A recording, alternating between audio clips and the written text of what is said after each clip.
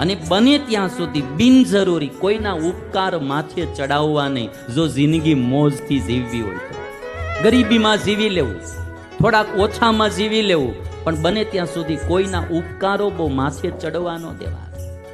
એ પછી છે ને જેટલા માથે ઉપકારો ચડ્યા હોય ને એ ગમે ત્યારે પૂછડા દબાવ્યા જ કરે ભાઈ.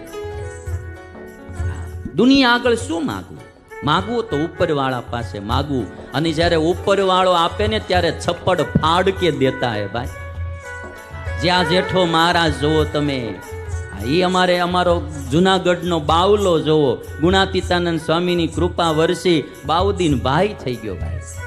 અને આ ભગવાન કે સંત કે કોઈ એવા કૃપા કરનારું પાત્ર મળે ને, એ કૃપા કરશે પણ કોઈ દી તમને સંભળાવશે નહીં કે મેં આ કર્યું તું. એ તમને કોઈ દી મજબૂર નહીં કરે, એ તમને કોઈ દી કંગાળ નહીં